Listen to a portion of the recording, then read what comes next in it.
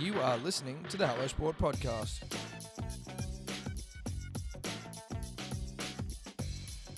All right, welcome back to the Hello Sport podcast. Some of unqualified opinion and unwavering bias. Back for another week in the year of our Lord, St. Peter Volandis. What is the date today? Is it the 12th of July, 2021? New South Wales, Sydney, lockdown galore. The Saint's been called on once more. That's what the Saint has been called on once more, and there's been so many lippy arseholes who have been anti-Volandis, and then when the shit hits the fan and he has to fucking basically just go, oh, well, good, I'm not sleeping for the next 6 months because I've just got to try and make sure this game stays alive. Everyone's like, oh, thank God, don't let the game stop while we're all in lockdown. It's like, oh, now you remember what this dude did last year. Yeah. Now you remember why it is that he's the king of kings. That's right. He's the king of kings. He's here to save us once more. And he's also a gentle, caring leader. I don't think we've touched on this, Tom, but the head high stuff early on was probably a little over the top. Yeah. And it's been softened. It's been softened. It's been brought back to a nice, gentle place. It's called discretion. Yes. You start off, you got to go a little bit over the top, and then you let it correct. That's right. Now, bit of housekeeping. We don't really do this, but you can follow us along on fucking Instagram, Facebook, the Punters and Dribblers group, About Even on YouTube as well. And this full episode's on YouTube, minus the dribbles, because dribbles are too hard to edit. You may have noticed over the last week we've been publishing articles on hellosport.com.au. If you fancy yourself as a writer, or you just feel like sharing some unqualified opinion and some unwavering bias, as many of you do it on Facebook anyway, you dribblers, you may as well turn it into content for us for free. So Dior at hellosport.com.au, that is Dave. He is now our official editor. He's also now an official employee. Congratulations, Dave. Thank you. He's gone from intern to minimum wage employee. So that is how you would do that. That's right.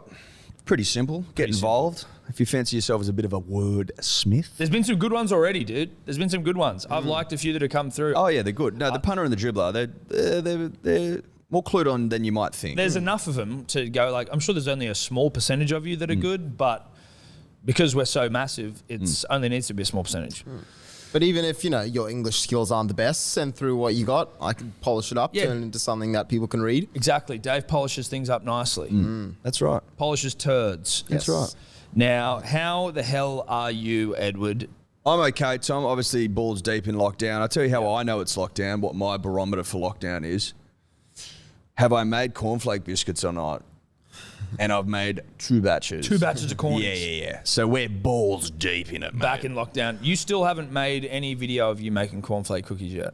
I should. Well, I'm balls deep in lockdown. So the next batch I make, I'll do for the punter and the dribbler. I think you have to. Just get Ella, who you've taken many a photo for. She has to basically be your cameraman. Yeah. They don't take too long to make. Dude, do one of, here's the one I prepared earlier. So I already have some made in the oven, but then you just have to go through the whole process of how to do it. No, I'll just do it and then cut it and then... Whatever. Do you know what I mean? I don't care as long as you do it. Yeah, that's what I mean. But I can do that for the punter and the dribbler because they're fucking unbelievable. They're tasting good? Oh my God, they're tasting really good. I've made 2 batches now. The first batch was better. The second batch not as good. I know why.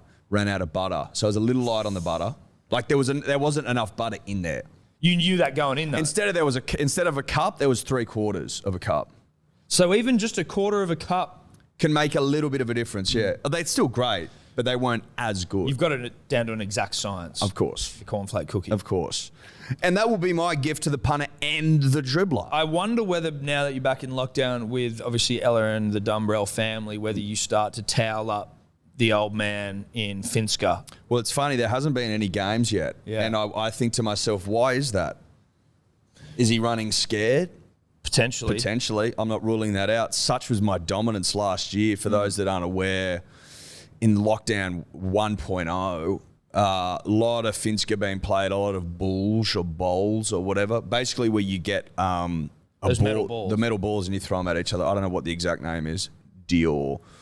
I think bowls is right. But I went on one of the great runs all time I think when it was all said and done, it was like 40-0. Oh, wow. That's bloody Craig Foster numbers. Yeah. I mean, put me into the chopperoos immediately because that was the dominance I was putting up. Nothing, haven't done anything like that yet, Tom. So, if it does kick off, the punter and the dribbler will be first to know. How are you, Tom? Mate, I'm all right. Cut my own hair. That's about all I've got. Cool. Perfect. Well, should we talk some sport then? I mean, you're not even going to comment on it? No, I've already commented on it. I commented on it yesterday. But for the people, they want to hear what you think. Yeah, it's all right. It's pretty good, considering you did it yourself. Your hair was getting a lot of traction recently. I know, which is actually, I didn't think it was negative traction, though. I thought it was pretty positive. It was like, what the fuck's going on up there? But that's what my hair is. Yeah, That's when you see that, it's like imagine if you were to happen across like fucking Niagara Falls for the first time. You're like, holy shit, what's going on here? This is beautiful. I liked that one with the dude from Stranger Things. Yeah. That's essentially what it is. It just gets humongous. Yeah. And I just bird's nest stuff. Yeah, I just never got around to cutting it. I usually cut it myself. Sometimes I go to my barber in Bondi, but which one do you go to? Just the one corner? Yeah, near your old joint. Yeah. What, I don't mind Bad Lambs? Huh? Bad Lambs? No, it's called like men's something. No, it's called, it's like, Bondi it's a barber Road. shop. On Bondi Road. I don't know what the fuck Yeah, Badlands is. Badlands is the one like on next to Lockstock. See, Badlands sounds to me like. Oh, is that it? That's a bit trendy. Yeah, it's going to be like a little bit trendy. Every guy there's got like a 12 moustache and they're like, hey, do you want me to fucking. No, I go to the, like, just you. They only shave your face with a razor. I used to go to that one. Relax, bro. I don't need a fucking razor on my face. No. I used to go to that one on the corner. It's good. Yeah, mate, it's good, simple, easy, bing, bang, boom. In and out. I tell you what, when they do your beard, because I'd never really had my beard done until I went there, they give you like hot towel fucking shit on your face. My God, that's great. That's really good stuff. But no, just not an ad for Manscaped, but just use the pube trimmers on the old dome.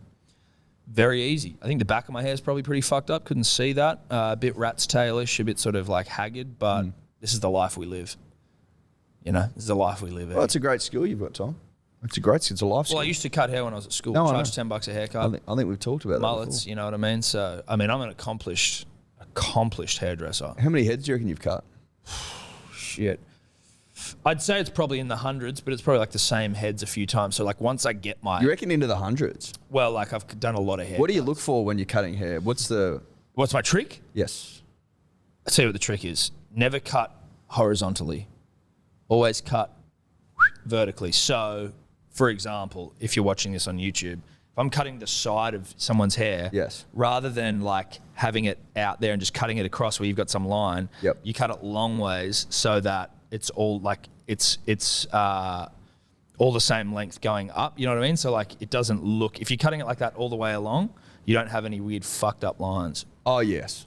Yes, that makes sense. So you're just cutting, so then it's all the same length falling down. Or if you're holding it long ways, you can sort of like stagger the length. How do you do it on top? Vibe. Pull it up. Vibe. Yeah. It's a vibe one on the top. You just go, oh, that seems like the same length as the last piece I cut. We'll just go with that. Vibe. Yeah. Okay. That's a trick for young players. Yeah. Cut vertically. Well, especially... And cut true. Cut true. You're in lockdown. You may as well fucking... start working on yourself because I don't think hairdressing is an essential service. No, I don't think so. I could be wrong. Unless it may Nancy well be. Pelosi. Ooh, US political comment. She like had hairdressers all shut down and then she was photographed getting her hair done. Right. Dave. I didn't even know that. Antifa Dave fucking not happy with me going after Nancy. Fuck Nancy. Yeah, you do, Antifa. You do. I don't care about Nancy. Antifa, you do. Fucking Shut Democrat. Traitor to the left. Isn't Democrat left? No, Democrat is right, but it's more left than Republican. So what's left? What are you, a Tea Party or something? I don't know. There's no part. The two-party system in America is fucked. There's no left party. Well, there is. Yeah, but the Democrats are left. But they also didn't sign on universal healthcare. Didn't forgive any student debt. Keep bombing countries where brown people live, just as a policy. Yeah, that seems to still be a left policy, though. You know what I mean? Like, well, that's just because you think the Democrats are left. Well, yeah, but like every country's left party still bombs places, it seems. New Zealand don't. Yeah, but aren't they also like, you know, I mean, who knows in New Zealand, right? Aren't they also like heaps tight with China? I just go off headlines here, so I'm just saying things. I wouldn't have a clue. Yeah, I've heard that, Tom. I've heard that. I've heard Kiwis are I've heard they're stealing some of our export business. Yeah. Not as tight as we are with China. No, we're not tight with China. I thought we were. Even though we signed off the 99-year port lease, China and Darwin. That was a while ago, though. That was when things were good. I think, Yeah, things were good. I think we probably regret that one now. I might take it back. Fucking should. 99-year lease seems like a big lease. Long lease. Do you have like inspections? Do we get like as fucking the landlord? Do we go in and go, listen, we just need to check up on the lease? Yeah, can you just put your bong away for when I could you fucking inspection? go and clean up your bongs and whatever else you've got over here? Or bombs. Who knows what else they're doing in that port? Yeah, look, I think it'll be a little bit more than a bong that China would need to clean up in that port. But who knows? This is all alleged, obviously. Yeah. All alleged. But if we're not doing inspections, we fucking should be. Because we are the landlord and they're the tenant. And that relationship needs to be maintained. Gentle reminders need to be put in place. I'd be putting fucking inspections on them daily. Just as oi, you're fucking us on the trade front. We're going to fuck you on the inspection front. How about that? Sorry, the lease, we just cancelled the lease. Sorry, dude. Cancelled it. What are you going to do about that? Oh, you're going to take serve. Okay. You're going to invade us. Oh, sorry, you're going to invade us? All right, no, we'll change that. Hang on. Lease not cancelled. Lease not cancelled. Woo up. What we're going to do is we're going to take back some of the land we sold. Oh, no, you're going to invade us for that as well? Okay, no, you can keep that. Keep that. I'll just pretend like we didn't say anything. Look, we'll just keep our mouth shut. We'll just shut up. And you can continue not to allow. You don't have to take anything that we were selling before. You don't want us recognising Taiwan as well? Sure. As long as you That's fine. As long as you don't invade Taiwan, us. not a country. Taiwan, not a country. No, I'm cool. Taiwan is not a country. What did John Cena say? Can we just get direct translation from John Cena? I will do my own John Cena to camera. That fucking cuck. All right. Let's talk sport. After our political segment there. Talking politics with Tom and Eddie. Great segment. All right, Eddie. So, COVID, an untamed, wild motherfucker has strolled back into town on its horse. And now Origin has been moved for the third time in Game 3. It was meant to be at Homebush. I think we all were like, thank fuck it's not there. Then moved out to Newcastle. Everyone in Newcastle was excited, was happy, was up and about. Yeah, we got an Origin. We're Newcastle. We're a city too. No, you're not. And then now it's been moved back to Queensland where I feel, are going to sweep these losers 3-0 in their own state. Look, if I'm writing a narrative, Tom, a bestseller, something that's going to sit on top of the charts for 52 weeks, that's a year for the punter and the dribbler that, aren't across their weeks in a year. I'm putting the COVID horse back into the setup so that we can take a third game up to Queensland so that the greatest rugby league side ever assembled by man can sweep the Queenslanders in their own state and right horrible wrongs from that 2020 year that no one talks about, no one cares about, shouldn't be in the record books. Do you think that's sort of accurate? I think if we go and sweep Queensland in Queensland for if we play a third game, Gold Coast, sweep them, 3 straight games in Queensland, it'll never happen again. Ever. I think it immediately erases the 8 in a row. 100% it does. And is the greatest individual feat in the history of State of Origin. Oh, okay. Did you just get swept in your own state? Oh, no. I tell you what it is. It's basically like if you sweep them in their own state, it's like making them sweep themselves. It's like, you know what? We're going to beat you and make you do the sweeping, you losers. You have to clean up after yourself. You got to clean up after us. We're going to come in, we're going to rip you apart. We're going to yip and yahoo, and then we're going to fuck off, and you have to clean up. You got to clean up. Except we technically may not be bouncing because of COVID. We might hang around and just watch you. No, well, that's the thing. We're going to hang around and watch you sweep. That's the best part. Yeah. Like, nothing like this is probably going to happen again, given the circumstances. Or if it does, it's going to be a long fucking time between drinks, right? Yeah, well, New South Wales will do it again, maybe, but that's about it. But I'm saying 3 games being held in one state, highly unusual. Yes. May not happen again. The fact that we have, produced the greatest rugby league side of all time, which happens to marry up with having 3 games in the state. It's all highly unusual, punters and dribblers. And I think this is the perfect opportunity for us to assert ourselves, etch ourselves into the history books with a record that may well never be broken. that's what the writers of the Rugby League State of Origin narrative have provided for us. Yes. It's one that I'm terribly excited about. Like, yeah, it was sort of cool that Newcastle were getting a game because, like, the Novocastrians love their rugby league. But the moment we weren't allowed to go, Tom, I was like, fuck it, move it. Yeah, move it. This sucks. This You know what I mean? Yeah. Like, if I can't get a limo up there, I'm not that interested. Not going. Sorry. Not happening. Get it up to Queensland. That's a better story now. Way better story. I will say though, I think was it that you weren't allowed crowds at Newcastle, or was it that some poon dogs made a petition who were like, "Don't come here"? No, I think it was. In fairness, From what I heard, it was something like they didn't want it to be a super spreader event. Yeah, pretty much. They just didn't want to take the is risk also and fair. stuff. As much as I'm making fun And of then, some. and then I also think NRL were like, well, we could also get like the same crowd, if not more, in Queensland because it won't have to be like. And we don't have losers writing petitions, starting petitions about. Yeah, and the Central Coast is in lockdown, and Newcastle a stone's throw from Central Coast. Yeah, yeah. I think it's probably a smart call given the circumstances, and it would be bad PR if that was like a super spreader event. You know what I mean? No, that would not. Fuck it, get up to the Sunshine State and rip them apart in their own. Like, I love that. Yeah. And get all the teams up there. The one thing we don't want is for rugby league to stop, right? It's when you're in lockdown. Like, I actually don't even remember how we did it last year with no sport on. It was boring as fuck when there were games. You and I, we dribbled and we yarned for the I know people. we did, but we provided that for the punter and the dribbler. I'm just trying to work out what the fuck I did to enjoy myself. Was it Tiger King? Was that basically It was documentaries, it was board games, it was all that sort of shit. Yeah. Boring as batshit. It was still like a novelty though, because it was like, oh, this is. But now we're dripping in sport. Yeah. Wimbledon, Euros, Copa America if you're a big fucking dribbler. Like, rugby league's on, AFL's on, there's some cricket on. Like, it's great. Union. Great time of year. Yeah. Because COVID got us in fucking like February, March last time. Yeah, and then all sport was cancelled. And like, everything was cancelled. Yeah. Sport globally. Yeah. Horrible. That was horrible. NBA finals are on. Like, it's great stuff. Yeah. It's great stuff. So we need not worry now. No, but some of the players of rugby league doing their best to fuck the showpiece event, to fuck the game, to try and get us cancelled. Obviously, the Dragons players had the microwave dinner party at Paul Vaughan's place.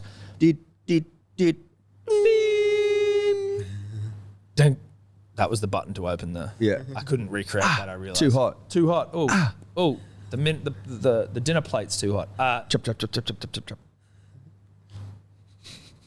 Now, Paul, I feel bad for Paul. He's lost his fucking $800,000 a year contract. This whole fucking dinner party's cost him like $850,000. One of the most expensive dinner parties of all time. The most. And that's not including the meal. No, that's true. That's before we even factor in what the meals cost. Yeah, and the meals are expensive. Meals are not cheap. Meals aren't cheap. I don't know if they vary in price or quality down the South Coast, but I mean, not Well, they were cheap. getting through a mountain of work, so It wasn't cheap. So I actually feel fucking bad for Paul, and I don't think that his $850,000 punishment, cost of meal withstanding, is it's not a fair punishment, but it's not like he was actually punished that. That's just the outcome of his dead shit behaviour. Do you know what I mean? It's like, well, I think it was his third strike at the Dragons as well, because he had some other shit. But it's just like, that is a biblical amount of money to lose for such a for that sort of a fuck up. But when you think about the potential, the amount of people whose jobs he could have fucked and like livelihoods that they all could have fucked for doing it, you're sort of like, whatever. And it was also like one of his earliest strikes was when he signed in at a cafe under a fake name. Yeah, Vol Porn. Which is Full porn, that's true. Yeah. True story. Yeah. Vol Porn. And everyone was like, Same spelling, just take the V and the P That's and right. switch it around. That's right. Spoonerism, I believe that is what. Is that called called. spoonerism? I think that was a question in like the quiz last weekend or some shit. There you go. Nice. Should have had me Okay. there. Look, Paul, very harsh punishment for Paul, but I get it. But so the rugby league made all the players with their sign like a stat deck or something, saying that the stories that they have told are exactly as it was, and there was no one else there. And like Zach Lomax and one other guy, like, we're not signing that. So you're like, ooh, Daniel Alvaro. Yeah. They're the only two that didn't sign it? Apparently they consulted lawyers, and the lawyers kind of said, look, unless this is like 100% what you remember happening, don't sign it. You know what, though? Are they just playing chess, not checkers, by being like, like the story's not 100%. It's there's some grey in it. I'm not signing it. What are you going to do? You can't play. That's what they do. Oh, they're not playing? No, it's like you won't play unless you sign it. Is that what they've decided? Yeah. Hectic. Yeah. And with all the clubs like about to go to Queensland and shit, it's like, sign it or you're not playing. And everyone else has signed it? Yeah, everyone else except them has signed it. Wow. Yeah. So, like... Fucking sign it then, mate. Well, yeah, but there's obviously more to it though, right? Otherwise you would sign it. Keep your mouth shut. I know. That's the thing. Just fucking Just snitches keep your stitches, bro. Snitches have always got stitches. That's like the oldest adage maybe of all time.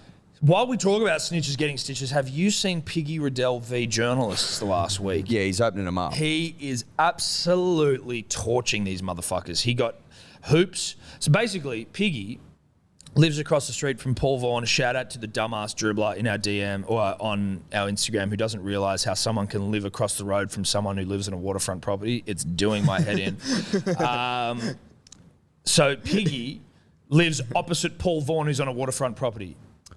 So This dribbler doesn't understand how that's possible. He's Maybe like, he's taking Piggy's the word- lying. How can you live across the street from someone with a waterfront property? It's like, well, and someone VJ. do we need to explain this? Dude, people have been arguing with him in the fucking comment section, and I was like, am I taking fucking crazy pills how this guy doesn't work? And he's like, oh, you clearly never worked in construction. You're like, this isn't a construction issue. Someone dude. needs to draw him a fucking diagram. So someone goes... I'd ask him this. How does he get into his own driveway? Correct. So this is what someone says. Does he drive a boat? They go... Yeah, unless you live on an island. They go, all right, I think it was VJ, shout out to VJ, friend of the show. He was like, okay, imagine you're standing at your front door. You open your front door and you walk all the way through your house out to your back garden. And that back garden is on the water. You look at the ocean, you turn around, you walk right back through your house, out your front door, across the road, knock on the door of the guy living opposite you and stick your head up his ass, you fucking idiot, because he lives across the street from you. And the guy does not get it, bro. Anyway, not the point. Maybe he does get it and he's a troll. He's taken waterfront. Maybe now he is, but I think he deleted his comment because he's an idiot. And I won't say his name. But so Piggy lives across the road from Paul Vaughan, apparently, who lives on the water. And anyway, Piggy saw some shit. Like he saw some shit going on that night, but obviously didn't say anything. But he came out afterwards and was like, this is what I saw. Didn't hear any noise. Like it wasn't like it was some crazy party on the street. And then I think Hooper and Buzz started giving him shit and saying like, the honchos at Channel 9, because he works for 2GB, 9 Media, all that same thing, like, are really disappointed in Piggy and all this sort of shit. And, like, they're having a crack at Piggy for not saying anything or trying to downplay the event. Maybe Piggy was fucking watching TV and went to bed. Well, but Piggy was never downplaying the event. He was just saying, this is what I saw and this is what happened. And I will say this, I know Piggy, he's a fucking, one of the great human beings. Just a nice, straight up and down guy. Couldn't be nicer. And more genuine. So he's not a fucking, He's not Piggy by name, not by nature. No, he's not. He's a fucking great dude. And so then Hoops is the first one to have a crack at him. Then Piggy puts up a tweet basically tweeting an article of where Hoops got arrested for being fucking maggot in public and I think damaging property. Then Buzz Rothfield comes out a couple of days later with an article saying that, like he's in hot water at Channel 9 and like fucking, he's something about like not telling on the players. Then Piggy shares another one and it's a photo of Buzz Rothfield with like a stripper on his lap and also something about Buzz getting money off Eddie Hayson. Yeah. Of fucking nefarious rugby activities. league underworld fame. And he was depositing money into Buzz's tab account. Yeah, right. So he's probably having a Gifts. bunch. Yeah, gifts. Dude, I like that. But I just want to get what I've Piggy got the said. tweet here. Have you got it? Yeah, so just read it. So he goes, sorry, pink cheeks. I'm not a snitch. I know you are, and that's why no one likes you in rugby league. You're such a great role model for your kids. They must really look up to you. And then it's the photo of him with the stripper and the article. And yeah. So like Piggy just going, and you know what? I like it for a couple of reasons because rugby league, obviously the greatest soap opera of all time. Yes. We know this. Yes.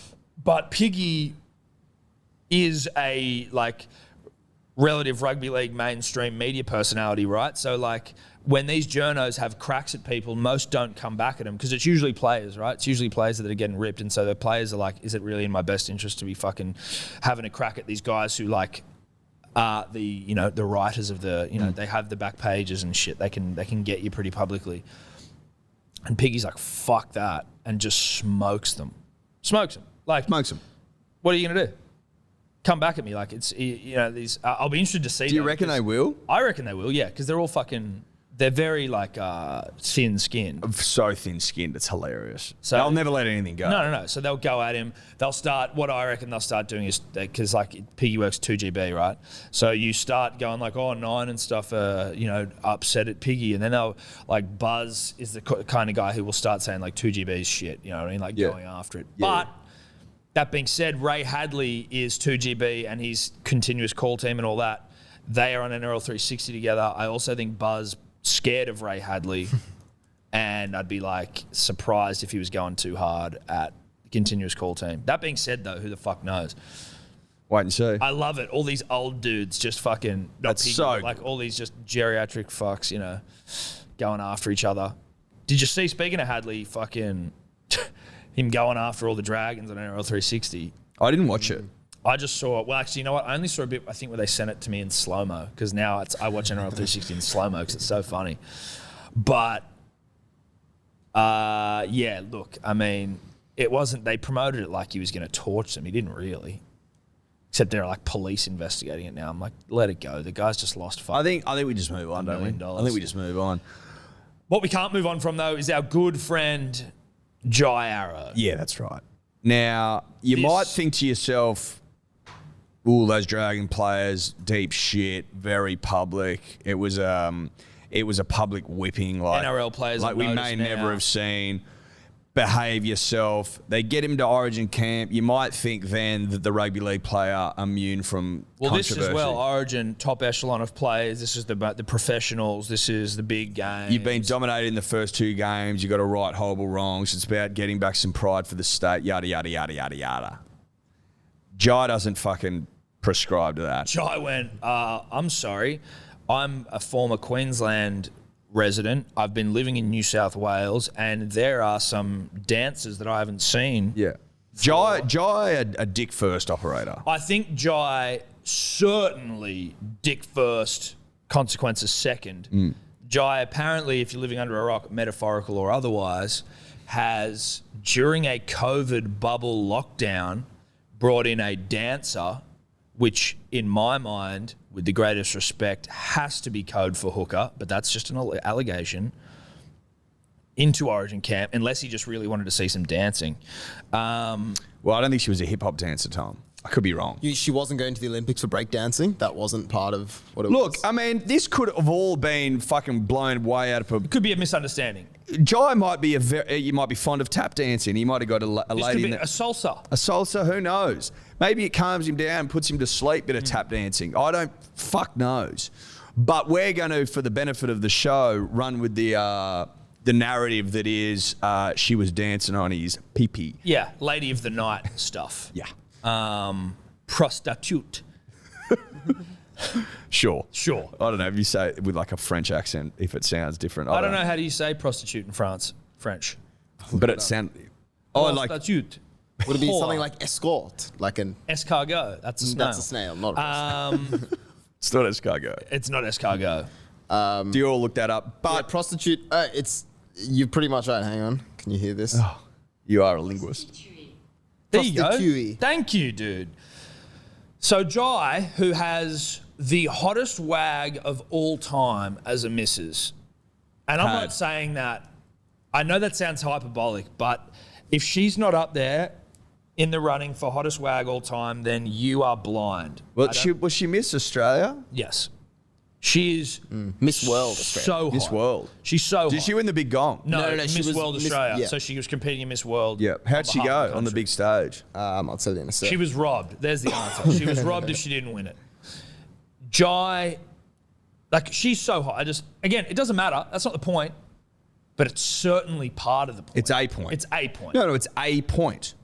If you're getting a lady of the night to come in during an Origin camp to dance for you, break every COVID protocol under the sun, whilst you've got one of the hottest wags all time, Yeah. that is part of the story. Now, Jai has form in this department He as does. well. Is this also, do we rule out the fact, well, not rule out, but do we also pay some acknowledgement to the fact that this is not out of character for a person called Jai?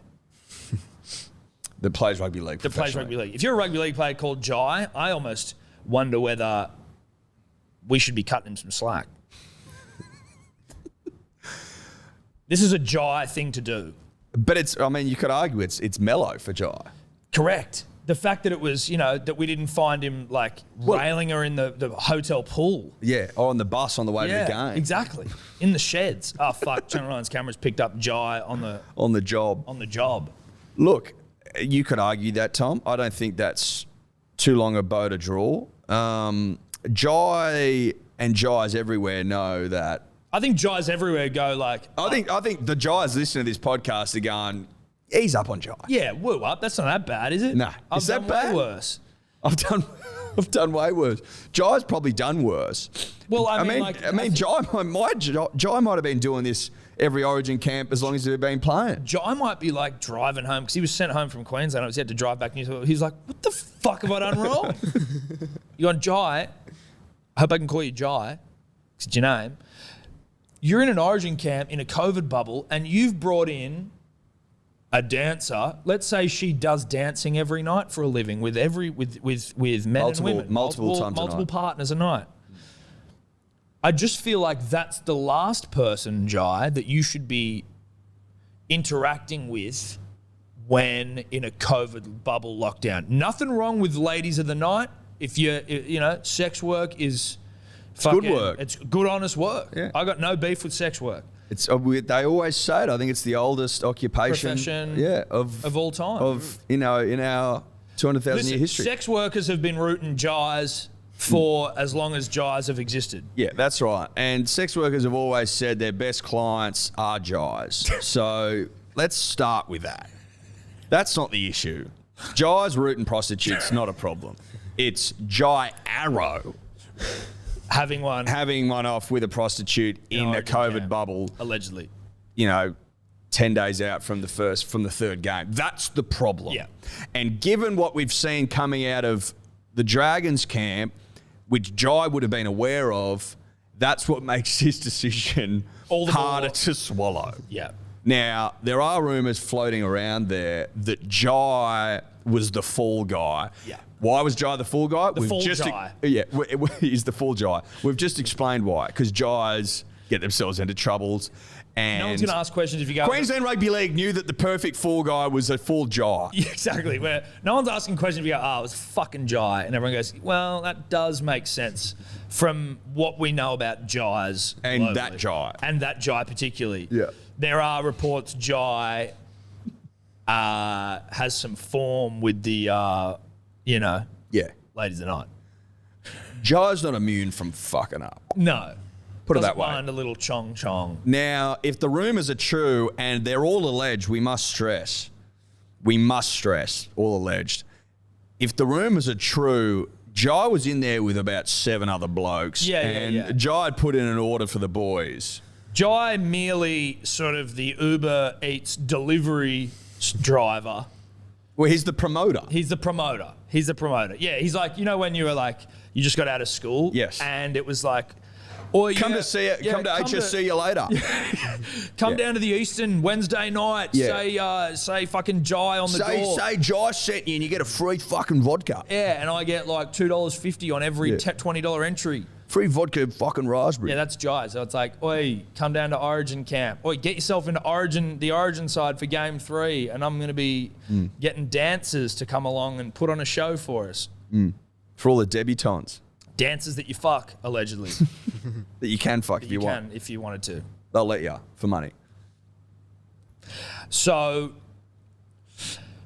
I don't really feel sorry for Jai on this one. It's hard to feel sorry for Jai on this one, but I do maybe feel sorry for him in the fact that I think he's been allowed to be Jai for so long that then he feels like he's just being Jai. Well, he was born a Jai. I'm not sure if he was baptised, but let's assume he was baptised. Let's assume he was baptised a Jai. When you're baptised a Jai, your life's almost written for you. Yeah. In some ways. The second your parents, whoever, see you and go, you're a Jai, they are writing your future for you.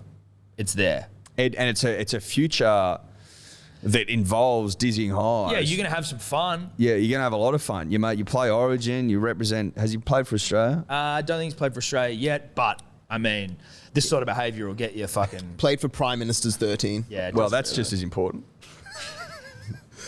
All we're saying is... Imagine Giant Port Moresby. Fucking hell, he'd be ripping and tearing. Oh, my goodness. Oh, my goodness. But I'll say this.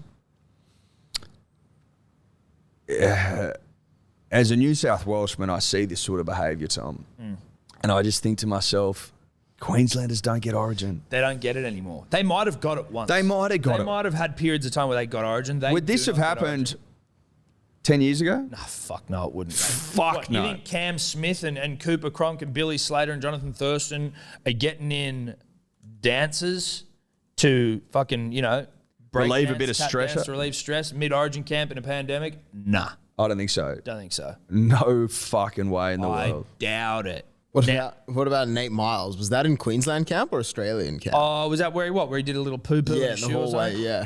Listen, if you need to go, you need to go. And that's spoken from a man who's got bowel issues, so he gets it. Hey, I can sympathise with a rogue poo In a shoe. if you have to. It's what you got to do. You got to do. I can sympathise with that. I certainly think that there are probably some... I need more context around the Nate Miles poo in a shoe fiasco before I'm going to pass judgment. I think I've got a lot of the context around the Jai Arrow hooker in a hotel. Was Nate sent home for pooing in a shoe? So it wasn't in a shoe. It was in a hallway. It was in a hallway corridor. Where'd the shoe come from? The shoe was someone else. Freddie might have done a poo in a shoe. Jeremy Schloss or some shit. No, I think maybe even Freddie. Was it? I don't know. Get that I after. don't want to. Freddie may not have pooed. He may not have had a poo scandal. Yeah. Some players have poo scandals. Some just have scandals. Poo scandal a little more embarrassing. Depending on the nature of the scandal. Well, it does, but I think... But if poo's involved in a scandal, Tom, it's usually embarrassing. It's usually embarrassing, but I think if there's a bit more context around, like, was he just so drunk that he thought he was in a toilet? Because that's super embarrassing. But if you were just hit by, nature, like a hurricane, you know what I mean? You can't help it, a fucking F5 or whatever they are, and you just got to dump in a hallway, then I sympathise with you. Come here, I'll give you a hug. Do we have any context? Yeah, so he was found apparently disorientated. This was 4 a.m.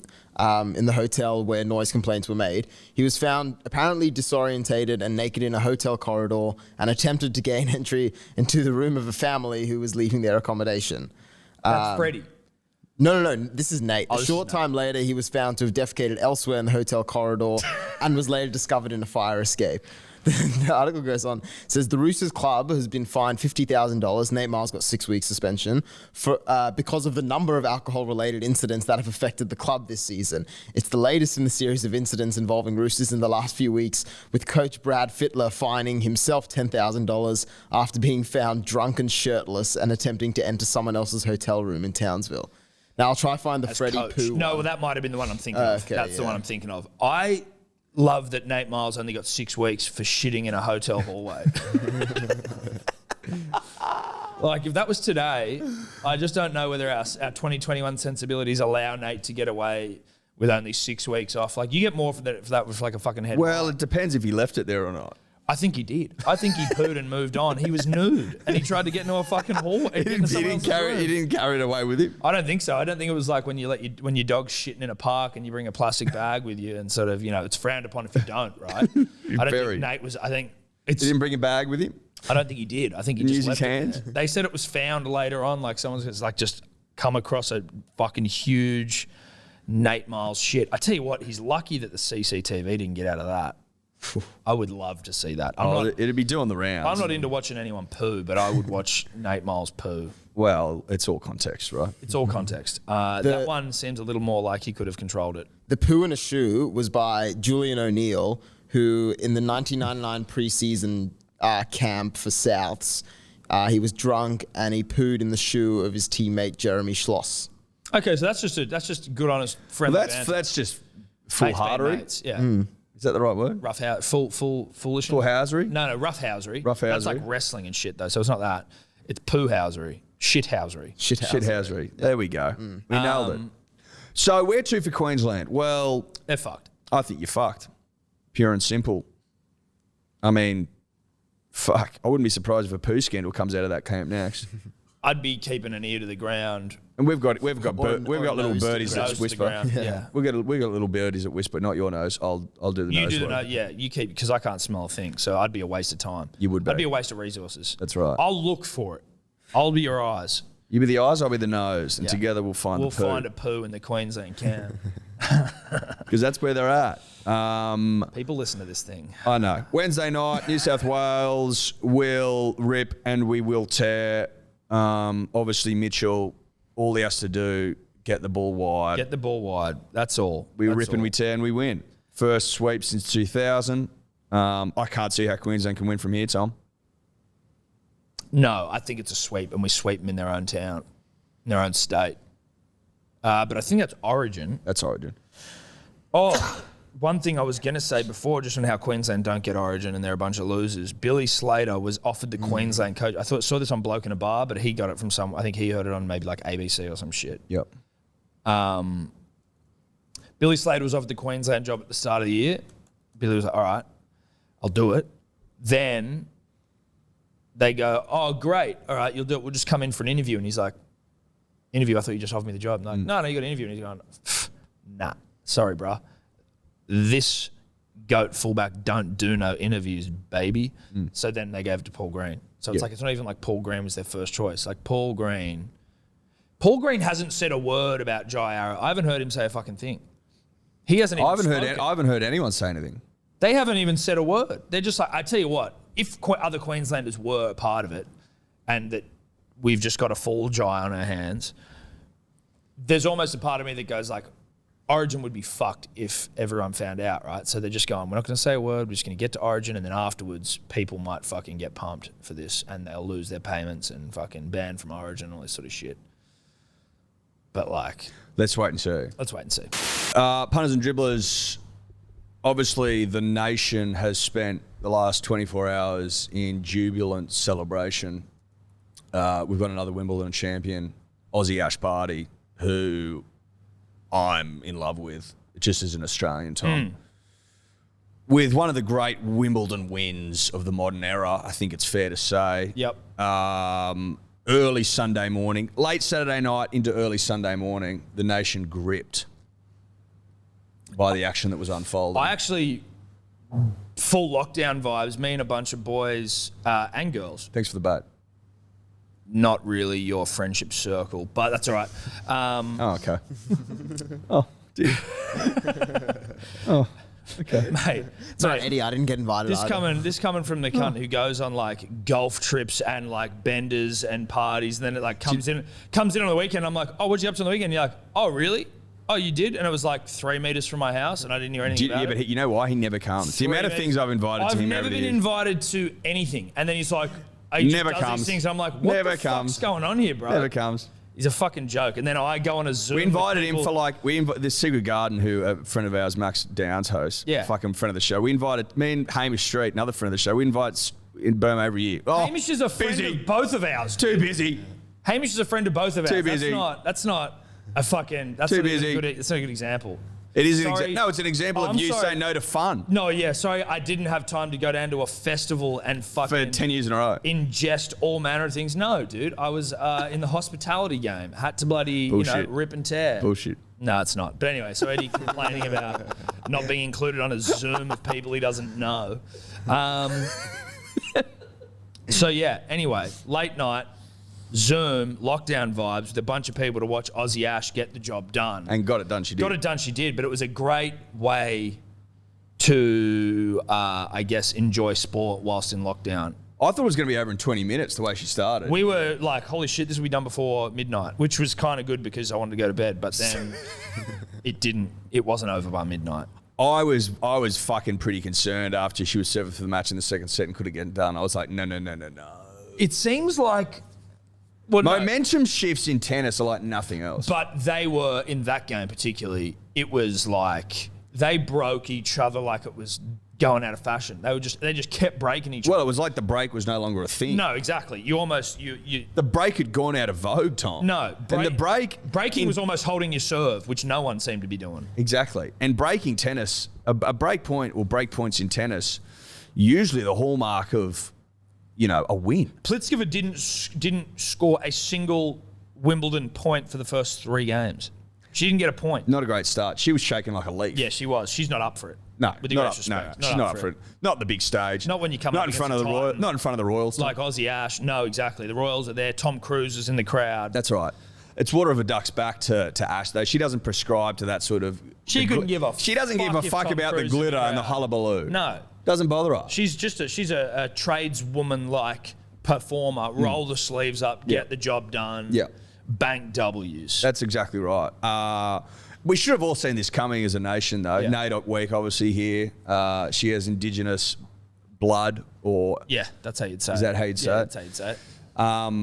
And so... She's Indigenous. She's Indigenous on her father's side. So for her to get the W was fucking terrific in NAIDOC. Mel Jones in the crowd with an Aboriginal T-shirt on. Who which was... is cool. Yeah, that was sick. She was moved. If you're talking And rightly NAIDOC so. Week, you had Barty, Wimbledon, Tai Tuivasa, UFC, which we'll get to, and then Paddy Mills game-winning fucking buzzer beater to win for the Boomers. That's right. Also announced as flag bearer. As flag bearer, huge NAIDOC Week.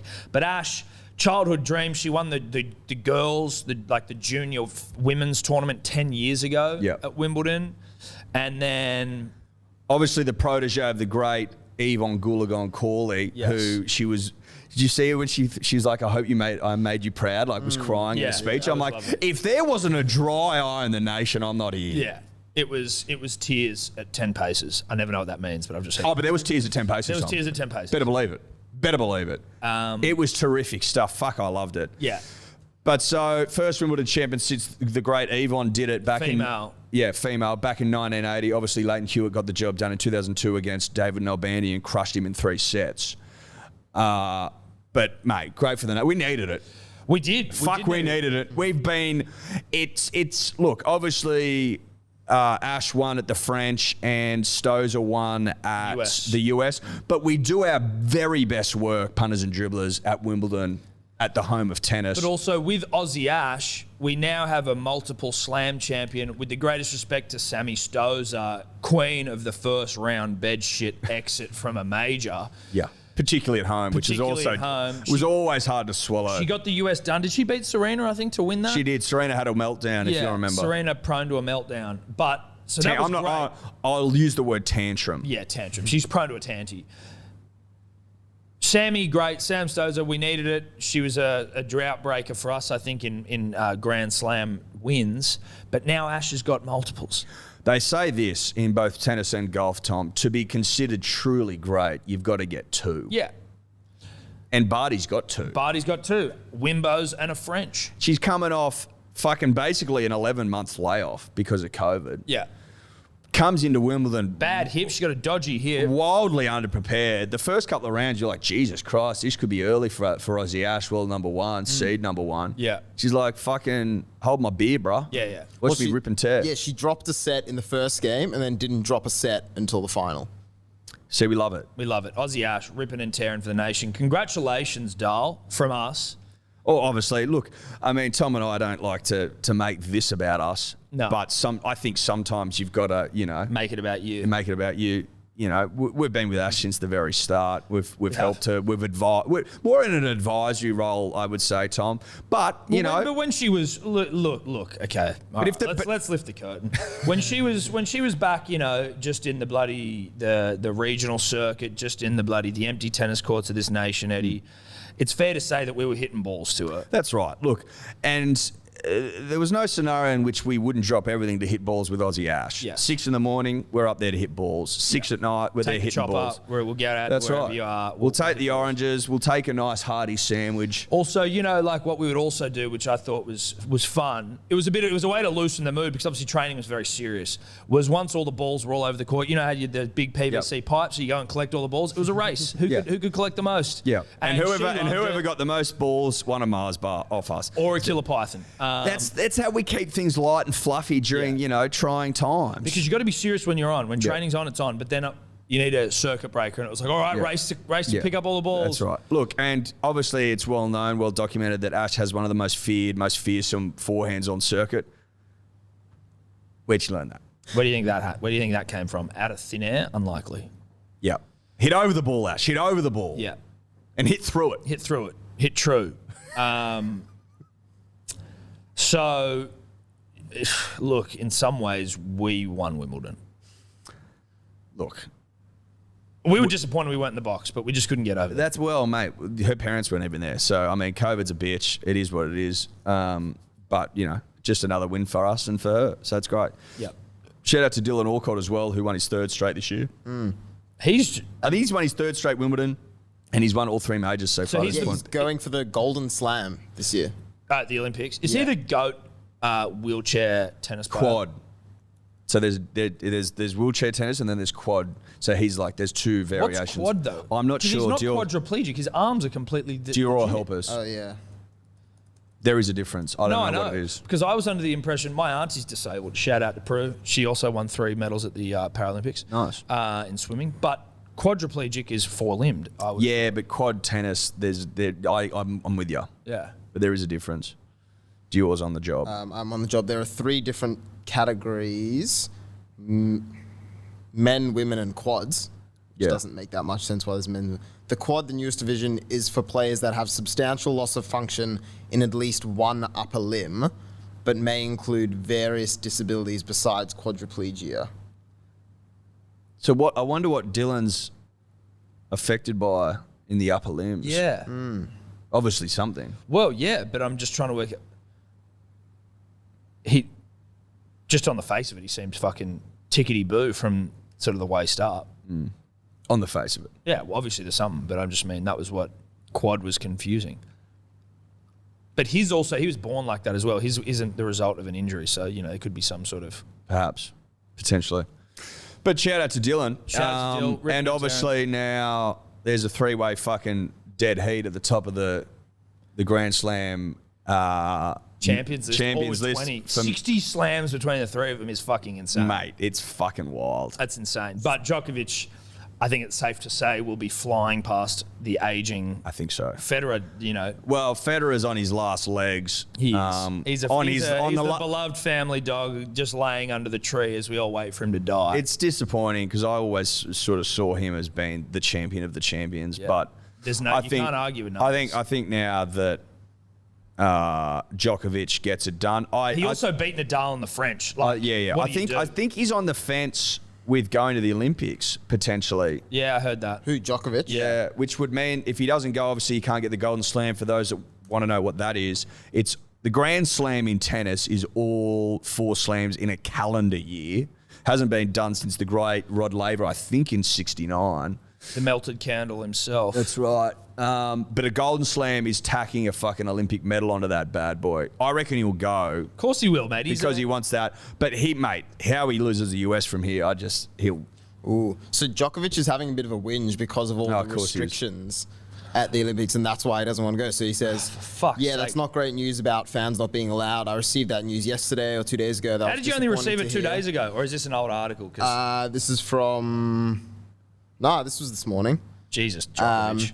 I also hear that there's going to be a lot of restrictions within the village. Possibly you would not be able to see other athletes perform live. I can't even have my stringer, that is a very important part of my team. I'm limited with the amount of people I can take in my team as well. We're in a pandemic, Novak. Sounds like he's not Novak confident doesn't get in it. his own abilities. He's anti-vaxxer vibes. I know, but even if you're anti-vaxxer, you still know what's going on. Like, He held a tournament in the middle of COVID. It was like, fuck it. and everyone got COVID. And then everyone got COVID and he was shocked. Novak doesn't get it. Oh, he does. I respect Novak as a champion, but He's a dead shit. he's a dead shit.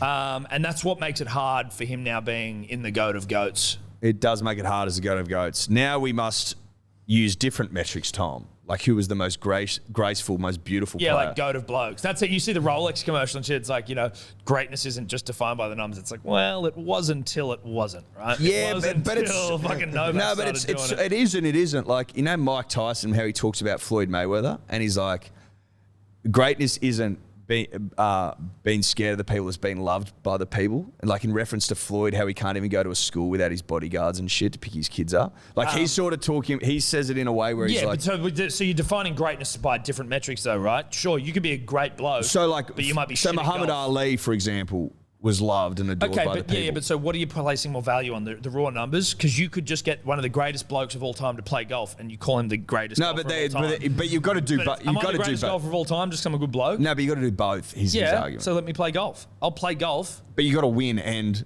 like if it comes down to like a number or two, he's using that metric as well. Yeah, look, I get it. I think a bit thin. It's a bit thin, and it's almost disrespectful to Federer and his greatness to be like, oh no, you're still the best because you're a good guy. It's like, no, dude, sorry, you're not anymore. Well, you are until the next tournament. Well, he still is Yeah, for now. not for long. He's still won more. He'll be the tournaments. third best. I have a feeling Nadal's. Done. Yeah. Nah. Nadal will get at least one more. Well, I guess if Djokovic is around, maybe not. That's what I'm saying, I wouldn't bro. mind those two Djokovic- finishing on 20 apiece. Djokovic around, like there's something poetic about him and Nadal and Federer tying. Yeah. Because from where I'm sitting, Nadal can probably only win French now. And Djokovic is in a fucking mood. Djokovic will get to 30, I reckon. He could. He definitely could. Because I look around, the competition is so thin now, dude. That's the concern with men's which tennis. is what like, and I hate to say this, but I will. Like when Leighton was picking up a couple of slams, it was the end of Sampras. Like David Nalbandian was the big threat. Like there wasn't a whole lot going on. I think if you're looking post Sampras and Agassi and like pre Federer and Nadal, there was fuck all going. if you're big tennis right now, you are praying that. Well, not even praying. It's boring. Like with the Federer half dead, Nadal half dead, and Novak no one likes. Like tennis is fucked. Essentially now, like I wasn't that interested in Wimbledon this year. I didn't watch anything until Ash, and once Nadal goes, unless Kyrgios can start, like there's no personality, there's no pizzazz. Who do you really care about in the tennis world? I don't think Kyrgios cares enough to win a slam. I know, but I'm saying, who does anyone care about in tennis after the What, big three? Dominic Thiem? Oh, cool. Zverev. He doesn't move the fucking needles. Zverev, oh sweet, Tsitsipas. Tsitsipas. Like, nah, they haven't taken me, bro. No, They well, haven't. dude, it's like no one's been able to step up against these big three, these generational three. No one. Also, did you see, I think like Federer and Nadal both tweeted after Novak won his 20th, but like when Rafa won his 20th, Federer basically beat off on camera. He was so genuinely like happy for Rafa. Yep. Whereas with this one, it was just kind of like they both just wrote like tweets because they had to. Were they right? It was just very like, well done, great achievement, really, happy for you. How crazy that we all came along at the same time. It is crazy. It is crazy. The three greatest of all time all played together In the same era and fucking dominated. And Novak the best, you would say. But you would say that because of the slight age difference, maybe not. Well, maybe not, but like there's a... Novak has also won every Masters tournament, which the other two haven't. Yeah. How many... And the Masters is the level below. So can you just go to his breakdown, his majors breakdown? Novak's, yeah. Just because he's now like, like when they're going, well, Federer dominated on all of them, or like... Federer's still got more Wimbledons. But not by much. This was his sixth, I think, Novak. Federer's got 7 or 8. So Novak's got 3 US Opens. What would it be more than that? 1, 2, 3, 4, Two 5, French. 6 Wimbledons, 2 French, and 1, 2, 3, 4, 5, 6, 7, 8, 9 Aussie Opens. Loves Australia. Federer still has more titles. Just across like all tennis. Yep. Then Rafa as well? Yep. It's a clusterfuck. It is. It's a clusterfuck. Anyway, I think that we... Congrats to Aussie Ash. Congrats to Aussie Ash. Fucking terrific. So, UFC 264 yesterday, Sunday, you and I on the Zoom with Streety and Jarch. Friends. Fucking hell. It was... what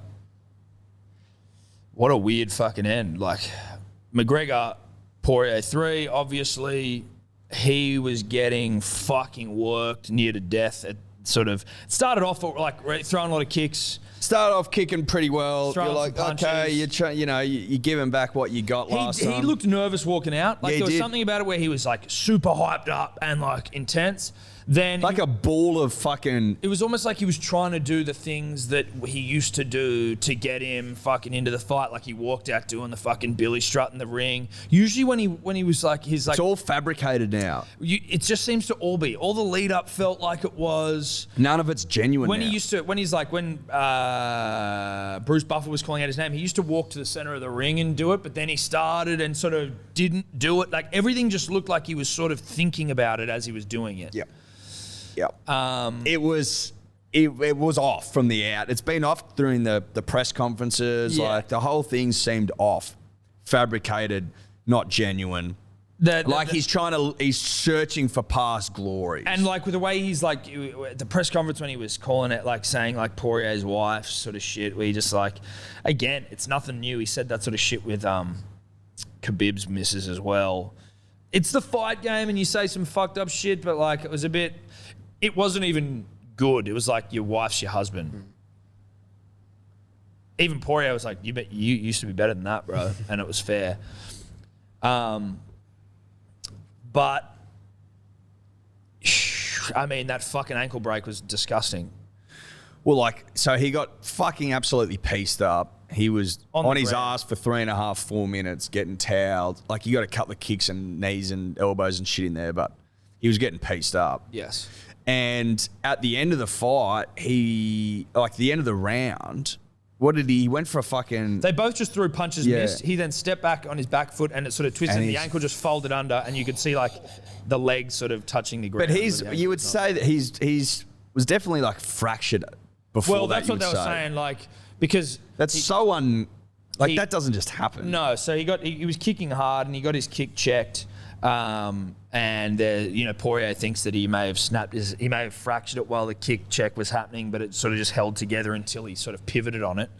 But I mean, whatever. It was fucking gross, and it was a shit ending to the fight. And you will probably see a fourth one, but that all depends on how he recovers and shit. But like, surely that's like 12 months. Bones heal relatively quick. So, like, it's not that... I mean, obviously, this is a complete fucking nightmare snap, and, like, the healing is only one part of it. Then you've got to go... Like, he's having surgery now, I'm pretty sure. I reckon if it was, like, just his leg bone that snapped, it'd be better than if it was, like, an ankle and a dislocation as And I well. think it was just his leg. So it Yeah. wasn't actually the ankle. It was, like, was, just like, up. It was, like, above. the... Yeah. So his shin, bottom of his shin. Lower shin. Jesus Christ, it's so fucking gross. And you were saying, as we're doing, like, only in UFC does a man sit there on the floor of the canvas with a snap leg and get interviewed. Joe Rogan was sitting next to him on the fucking ground interviewing him. I'm like, this is fucking... I was like, there's no way they interview him. They can't. That would be so outrageous. And there he is on the floor, and Connor, like, morphined up or whatever. He wasn't at that point, I don't And think. he's just in pain, fucking screaming obscenities, being like, your wife's in my DMs and shit, this That isn't was over. rogue, dude. Just really rogue shit. Like, stuff maybe he wouldn't have said... If he wasn't in the heat of battle, in pain, Yeah, in angry. pain, and his legs snapped. Like, I don't know. But, I mean, that's just pure UFC, isn't it? Been sending him in there to fucking get the hot take. But, like, he's not really beloved anymore. Like, he must be to a degree, obviously. But like the way that the mood after he was talking like that in the ring and like it's almost shifting a little bit towards people watching him because he's a villain. Yeah, he's become the bad guy. You know what I mean? Like I'm certainly in that. And villains sell fights. Like Floyd Mayweather, the pay-per-view king. Yeah, but he never loses. People usually watch to see him lose, whereas Conor's lost fucking everything recently. Yeah, well, that's true. That's the thing. Like I'm like. Not to bring up Hamish again, but I will because he's such a fucking Conor dick rider. I was bringing up the fact that he hasn't won a UFC fight since Alvarez except for Cowboy, who was fucking aging and wasn't up to it, right? That was fucking pretty obvious in the fight. And I was saying that, and Hamish was like, yeah, but that's just so misleading. I'm like, what's misleading about the fact that Conor has only beaten Cowboy since Eddie Alvarez, and that was like 4 years ago? 5 years ago? He's like, it's so misleading. I'm like, but it's not though. It's not misleading. It's just, I think the way he found it misleading potentially is that like he's only fought 4 times. And he's been towed up in 3 of them. Yes. The thing that I tell you what else Hamish says, and that's the thing, like Conor apologists, like anyone, you just see how blindly loyal they are. Like in the lead up, I was watching Conor shit, I'm going, the magic isn't there for me. I know how I felt when I used to love this dude. I know how I felt when it was authentic. Well, this is how I used to feel when it was authentic. I used to watch every single piece of Conor content there was on the internet. No stone was left unturned. No. Not the case. I think it's fair to say that I've seen every single piece, like on his golden run from like 2016 back. I've seen everything there is to see. Everything. But then Hamish goes like, dude, how do you even know he didn't fracture that foot back in the first fight? I'm like, 6 months ago. And then like it breaks down. I'm like, what the fuck are you talking about, dude? What are you talking about? Yeah, he was saying that it was the fracture was, or the break was caused in fight 1. It could have. And I'm like, but he trained the entire time. And what do you think's more likely, that it was fractured in the absolute barnstorming, like fucking stream of kicks he was throwing for the last 3 minutes, or 6 months ago? But then also when it was like, all that pre-fight content where I'm like, it just doesn't feel real, doesn't feel right. He's like, I'm loving what I'm seeing. I think the real Conor's back. It's like, no, dude, he ain't back. You want him to be back. That's it. He's not back. And I get that you want He's him to be gone. back. He's gone. Those, we didn't know it at the time, but the zenith was the Alvarez fight, and that was it. And we've got big fights since, but the magic hasn't been there like it was. Like, no. if you use a bit of revisionist history, like not revisionist history, hindsight, go back and look at like all the pre-fight shit before Khabib. It's like, it wasn't the same. It was different. No, it was aggro as fuck, and it was etch. The Mayweather stuff was like... Well, that was good. It was good. It was a little over the top, but it was all right. I think the Mayweather stuff was the end. That was the last great stuff where it was like he was the king of the world and he was taking on, he was taking the king of the world. And all that build up, by the end, it was getting a bit much. Because it was so... They had to do 4 fucking monster press conferences like all over the world. But it was sick. And then after that, it was like... And I watched every single one of them. Yeah. The Khabib one was way too dark. And then he tried to go nice. And that was boring. And then he tried to go back to being a hard ass. And that was lame. And he's just like, okay, it's done, bro. He might come back and fight again. But I mean, I think... And he just hasn't looked good. No. It would have been nice to see how he came back after that first round more. I think he would have got pumped. Probably. But I would have like, that's just the thing where this now, he's got this excuse. He put up a photo on his Instagram of him leaving the ring, and it was like, you need people like me. I'm like, that sounds like something a bad guy says in a film. Like, you need the bad guy.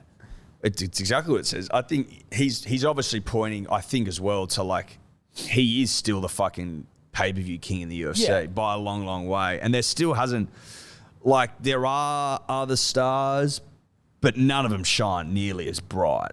No. You know what I mean? And if he's saying from that perspective, I agree with him. But also, like, every hero needs a villain. It's almost like when, and this is a bit more wrestling, but like when a wrestler turns heel. Like, so heel is when they become bad. Like Hulk Hogan, I think, is the most famous fucking heel turn ever, because he was like, obviously he's Hulk Hogan, Mr. America, yellow and red, Hulkamaniacs.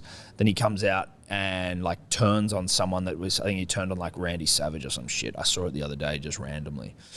And then just starts abusing the fuck out of the crowd, and the crowd's like throwing fucking food and rubbish and shit at him, and it's like, you know, the king, like the most beloved person, then becomes the bad guy, which is just as engrossing a narrative. And I feel like there's almost a bit of that with fucking Conor, where he's just like, fuck it. It may, and then like his post, like when he was on the ground fucking yelling shit about Dustin's wife again, I was like, I think you might have lost me now, bro. Yeah, yeah. I think I'm off. Yeah, that was where I was like, oh. I think I'm off the wagon. Yeah. If and that's apparently the same. they said they weren't showing footage of it, but Dustin was saying afterwards that Conor's staring at him, sitting there going like, I'm going to fucking kill you. Jesus. Holding a gun to his head. And Dustin's like, Dustin said afterwards, he goes, I don't give a fuck about all this shit about my wife. Like it's all bullshit. I know it's not true, right? Like it's fucking fight talk and it's bullshit. But he's like, but you're talking about before we go into the fight, like, you want to kill me? He's like, we've got families to go back to. Like that's actually a possibility. People die in the sport. Like yeah, that is the you don't say shit like that. And then Conor still being on the ground with a broken leg saying I'm gonna kill you. Dustin's like, chill, bro. What about Conor's like fucking let's take it outside and shit? I'm like, yeah, bro, good luck. Yeah, you can't though, dude. And also Conor said on multiple interviews he's gonna leave in a stretcher, and Conor left in a stretcher. There's just nothing. That was the irony was too brilliant. Too much to handle. It's so funny. And you don't want to tell Conor dick riders, you don't want to point that out to him because they might combust. Like I don't know how Streety would have handled that if we were like. How right. He would have been like, how's it ironic? And would have been like, well, do I need to explain? Do we need to explain this to you? Shout out to Streety. But the biggest Conor dick rider on of all time. Now, where to for Conor? Look, this is what would get me excited. And I think this would be nice. And I think they just need to do it. And so we can just bow the whole thing. Nate Conor 3. Conor will lose because Nate can't be knocked out, and there's no way Conor can go 5 rounds anymore. No way. You would think so. The heart that he had to show in that rematch to go the 5 rounds and last, there's no way. But is Conor just going to become like this depressing fucking echo of what was once great, and he's just give him the Nate fight, and then he's going to want to fight Poirier again. No, but it's like, mate. It's give him the Nate fight, and when he loses, like that should be it, dude. If he becomes the guy that just stays in the sport, getting fucked up because people watch, it's like, dude, you got that so much will money. be so sad, so sad. That will be so fucking sad. Like, it's already getting pretty sad. It's already getting a little bit sad. I mean, like he's got fucking forever money, so pretty sad. Not, but like, no, I'm from the legacy standpoint, but which he's now fighting for. But I'm like. Yeah, I would have stopped. If you stopped after Alvarez, you're probably the greatest of all time. Like, they always would have said you're the greatest of all time. And now that ain't the case, baby. But so Poirier goes to fight for the title against Oliveira later in the year, you would assume. Yep. He wins that. If Conor's back, I would not be surprised if Conor returns after winning one from his fucking last 4 UFC fights. And he gets a title shot? And probably loses, but I would not be surprised by that at all. So from the UFC's perspective, and I'm talking from juicing lemons here. If I'm running a lemonade stand, which the UFC is in this example, and I've got customers left, but I'm running out of lemons, I'm fucking watering down that lemonade. You know what I mean? So give him the Poirier fight and he'll lose because then we've still got one in the chamber, the Nate fight. Nate fight, exactly. Whereas if we put him to the dogs with Nate, then we lose the Poirier fight. And I've lost money. Yeah. And like so I think it was Daniel Cormier in that after the fight were like, because people are saying he's done, retire. But they're like, he's lost to Khabib, arguable GOAT, and Dustin Poirier twice. Like, he's losing to the best of the best. It's not like he's losing to fucking Diego Sanchez, with the greatest respect. No, I know, Or but Cowboy, like, right? yeah, of course. But like, still, he is box office or nothing. He's box office. He's going to go fight fucking ranked 20 guys and shit? Jesus Christ. What are we talking about? Co-main eventing fight. You can't go to being a champion and then go back the way you came in. Not when you're Conor. No way. But like other champions do. That's the sad exit for champions. You don't want to exit It's like the way you came in. No, exactly. Yeah, you don't want Fucking to hell. exit like. But back like on the instead of regional wins scene. on the way up, you go out with losses Exactly. on. You know what I mean? Yeah. Fighting in front Benjamin of fucking Button vibes. yeah. Fighting on fucking UFC fight night on Thursday or something. You know what I mean? I don't want to have to be watching free Conor fights. That's sad. Oh my god. That's sad. But from a fucking business perspective, the UFC will 100% run with the narrative that it was a fucking freak accident. Dana said in the post-fight press conference that No, I know. they I have saw to it. fight again. Yeah. Tell you what fucking just does my head in, with the great respect to ESPN. After the fights, they have Max Kellerman Yep. and Of boxing. aficionado fame and ESPN Freddie Atlas. And Freddie Atlas, Teddy Atlas. Teddy Atlas. Talking about the fight. Like, that's so disrespectful to the sport to have these two guys that have no fucking idea about MMA break down the fight. They cut back to Rogan after they went to Max and Teddy. Freddie or Teddy? Teddy. And Rogan goes, I disagree with every single thing they said. Teddy Atlas, for those that don't know, he was Mike Tyson's boxing coach when Mike Tyson was coming up. He worked under Costamato. He's like a great boxing mind, but he knows fuck all. Neither of them do. About the UFC. Neither like of them nothing. do. Yeah, but Max Kellerman's a fucking journalist, right? Whereas like... Yeah, but one guy's in the fight business. they're passing off Teddy Atlas as he's a boxing expert. Yes. That's the same with Max. Like, you have to know about MMA to be able to comment on the nuances of MMA, let alone one of the biggest fights of all time. And they were saying like one of their arms was shorter, so maybe that was why it was difficult for like fucking... It was just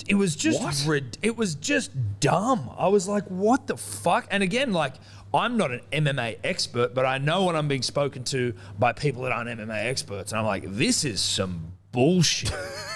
This is some bullshit. Like, directly after a fight like that or a big card, all I want to do is bathe in post-fight press conferences and yarn from the people that know. And we were all in the Zoom call and we're like, can we all mute this bullshit and just talk about it? We did mute it. These guys fucking suck. Like, what the fuck? It just is like, oh yeah, let's get, we're going to get, Leighton Hewitt and Pat Rafter to break down the Origin. Okay. But I don't why would the UFC allow that? Because ESPN own it. It's lazy ESPN, I think.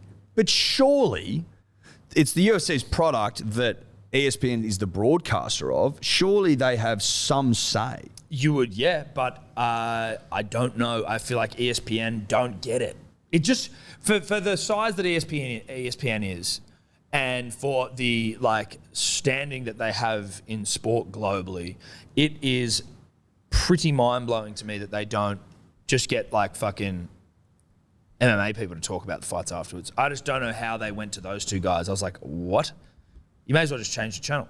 And now we're... Is it a case of there just been no big boxing fights anymore and fucking Teddy Atlas is on some 10-year deal and they just have to use him?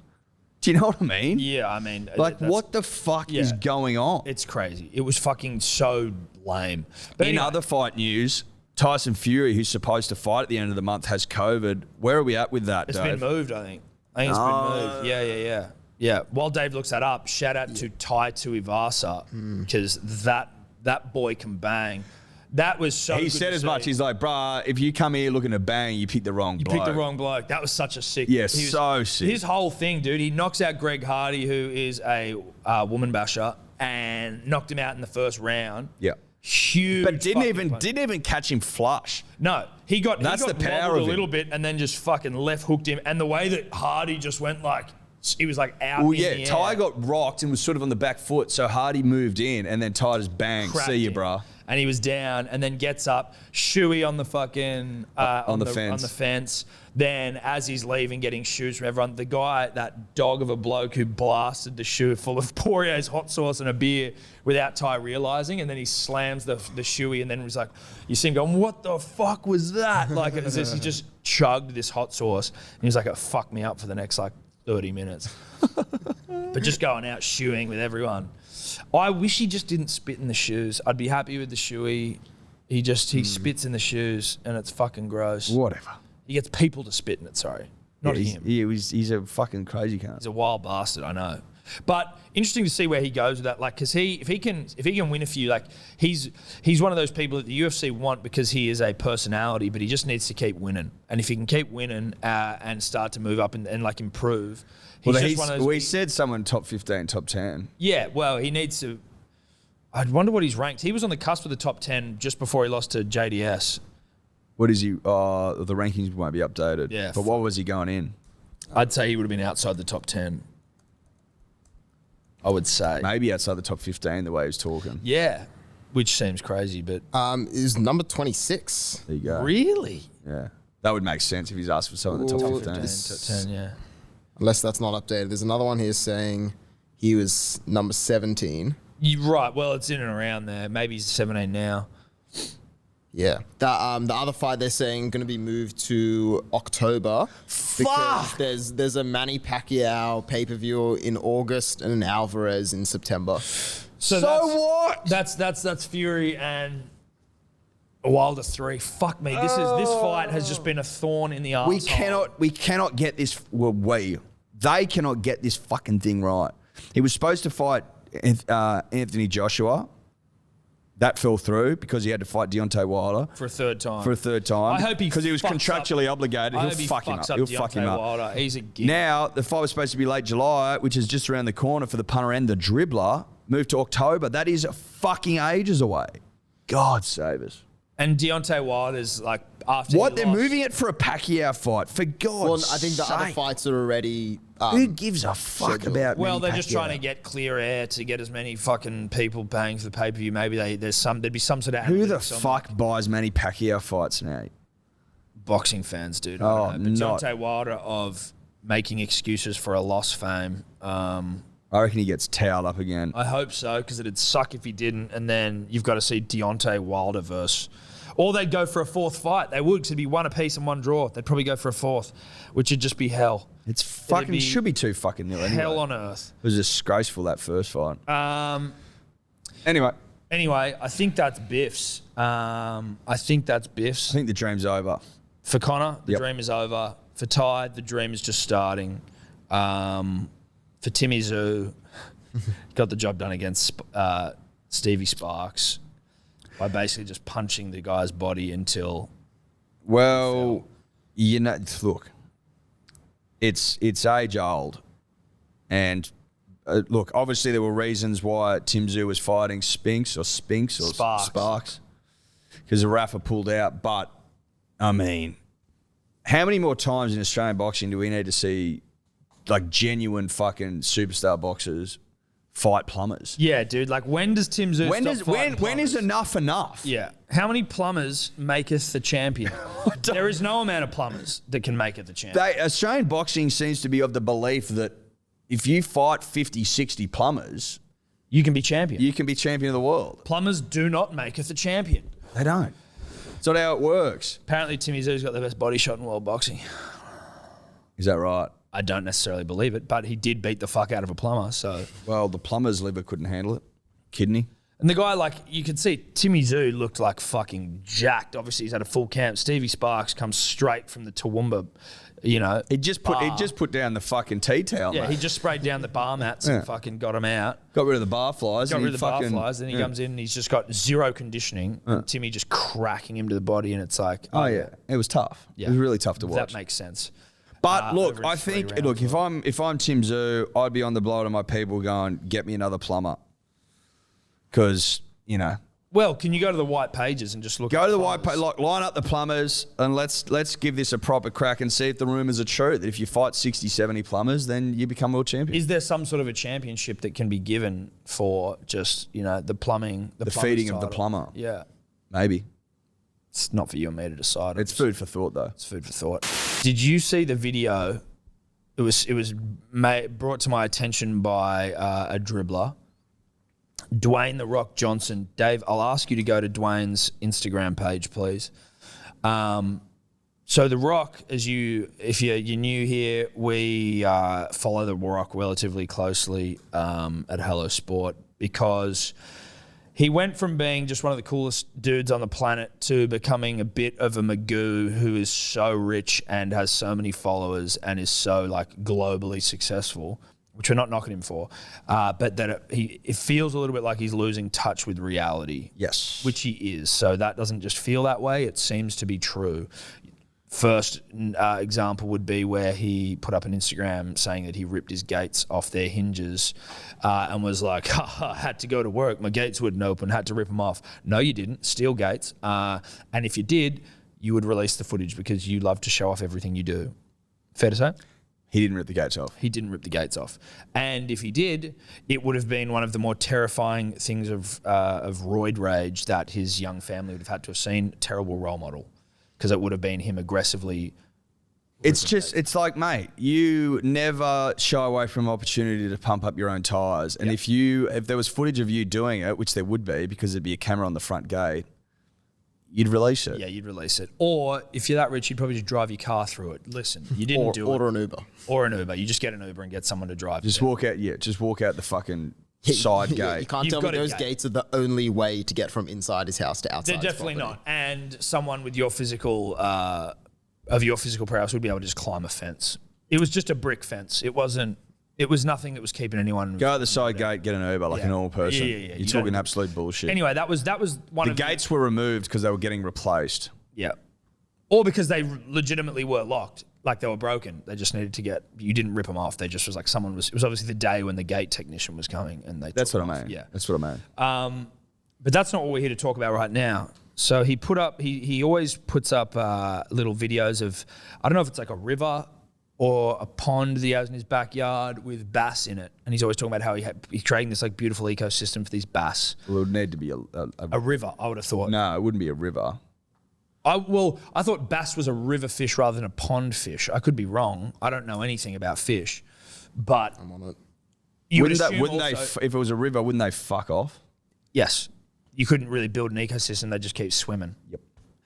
But that's where whatever. Let's say it was a pond. You'd assume it's probably a pond.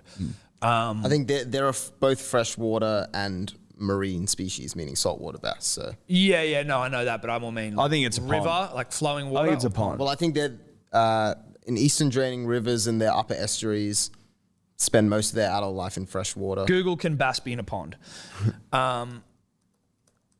Anyway, The Rock always likes to take us down to his pond, we'll say, in his backyard, where he always talks about the ecosystem that he is building for these bass. They will tolerate lakes and ponds. There but you go. like, I wouldn't be surprised if The Rock's pond has a filter in it, you know what I mean? Like artificially creating the environment for the bass to thrive. This is all by the by right now. We're getting bogged down in semantics.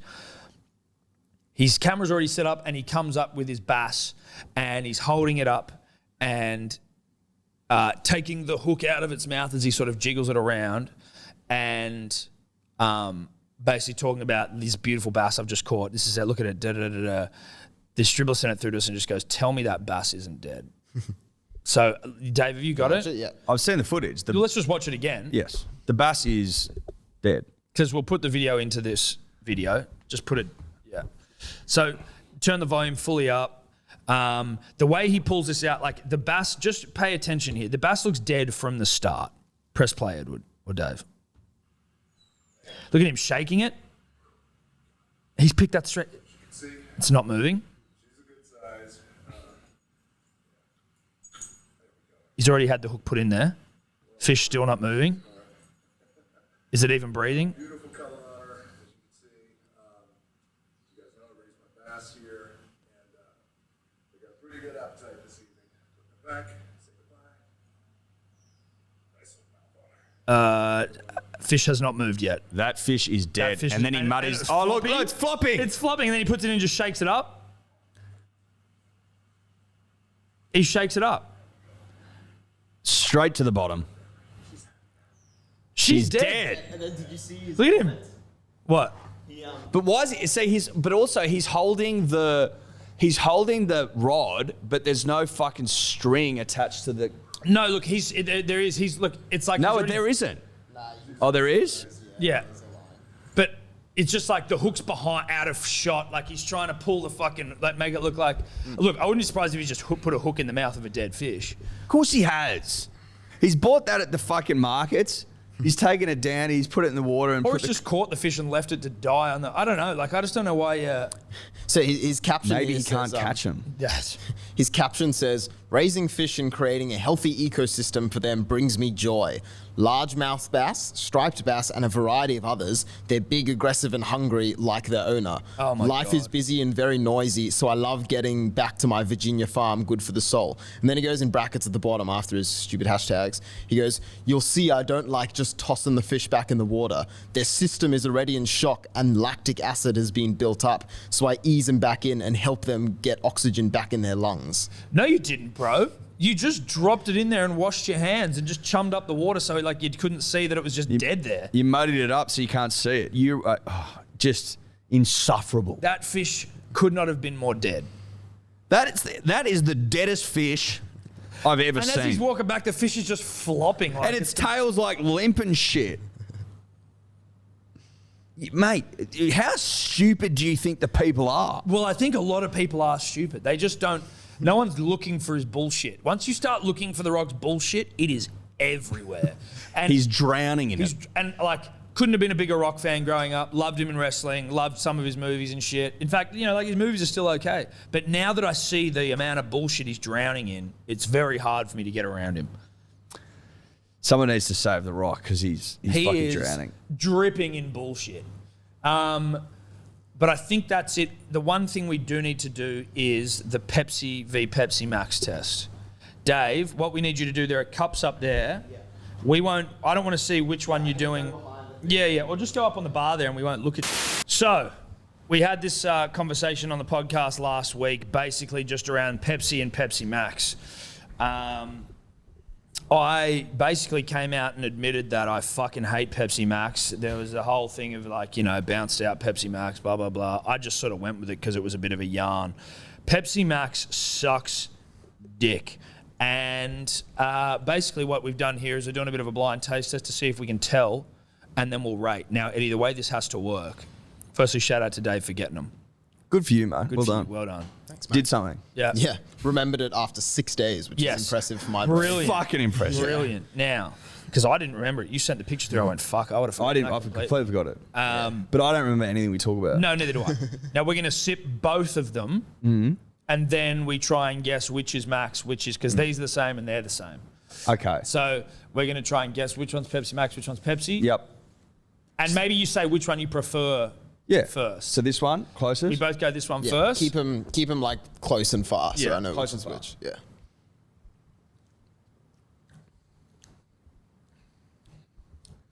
All right. Yep. Okay. Next one.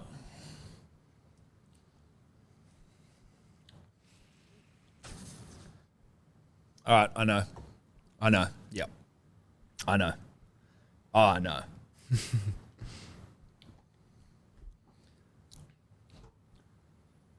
Interesting. See, I think for someone who actively doesn't like Pepsi Max, it's easier to tell than someone who just kind of likes both. Can you tell? Seems think like so, you're yeah. strong. Okay, Seems no, like I think I can. Tom was a lot more sure. Yeah. I think I can. Let's go with Eddie first, I reckon. All right. He's not I think sure. is that Pepsi Max, the fire one? Yeah, that's Pepsi yeah. Max. Yeah, that's what The one closest to you is Pepsi. is Pepsi. That's Pepsi. Yeah. And that tastes way better.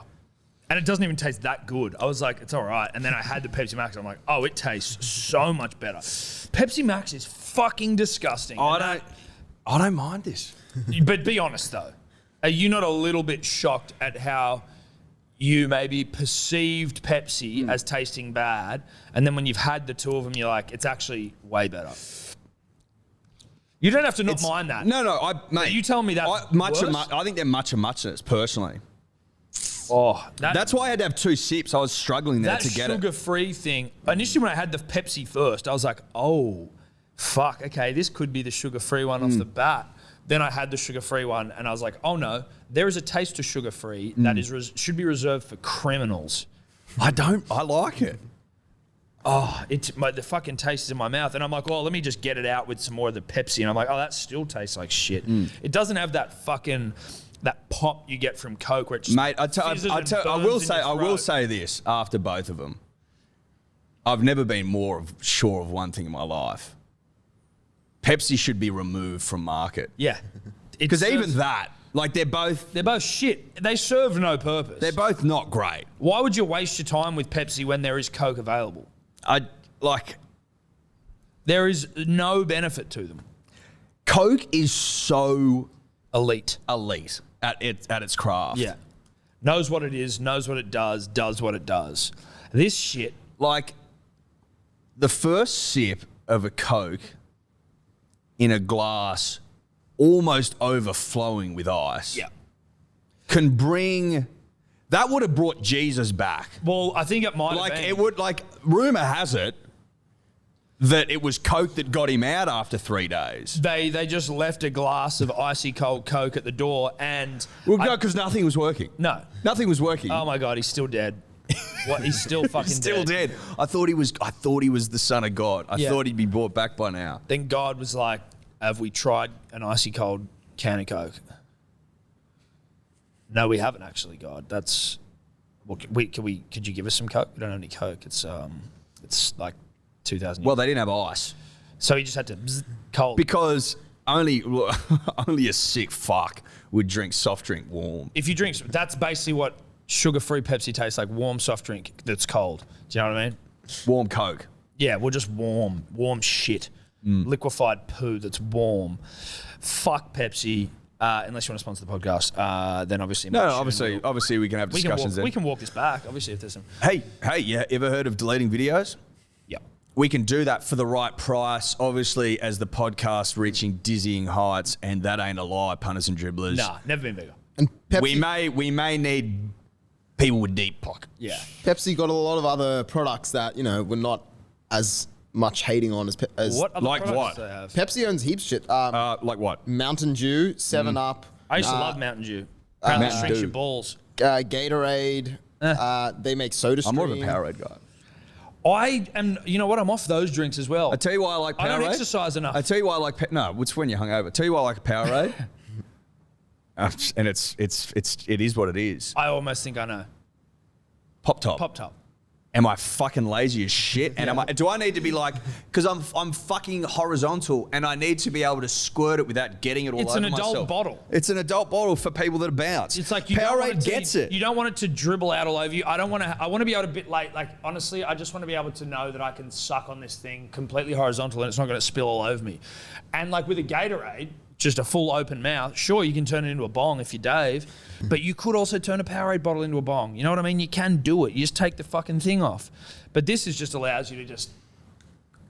You can also squirt I tell you it what, in your mouth. if you're laying perfectly horizontal at 180 degrees and you try and drink a Gatorade without lifting your head up, it's going to go fucking everywhere. You know what else? If you want to lay a little beyond the horizontal... Which is, If you want to start going obtuse angles... Mate, if you want to get a little obtuse, and we know the couches that go a little obtuse. Well, sometimes you're putting your feet up. You know what I mean? Fucking oath, yeah. Get me obtuse. And Sometimes you need to get obtuse. beyond horizontal. Obtuse? Yeah. I want this to be a past the horizontal lifting tackle. I'd be put on report for laying like this in NRL. Yeah, it would be. But if you've got a Powerade, squirt that shit in. If you've got a Gatorade, that shit's all up your nose, all over your face, and you've got bigger problems now. And now I'm covered in it. You're probably wearing a white shirt. Now it's You're wearing orange. bounced out trackie, so it won't show up. Of course you won't, but they haven't arrived yet. But No, when they so you're not will, wearing- a yeah. problem fixed. But if you do it today, you're in trouble. You're in trouble. You got to dry yourself. In winter, cold. Now you've got a cold. So where to from here? I Fuck think Pepsi. Coke wins. Yeah, Coke wins. Could you two just not talk anymore?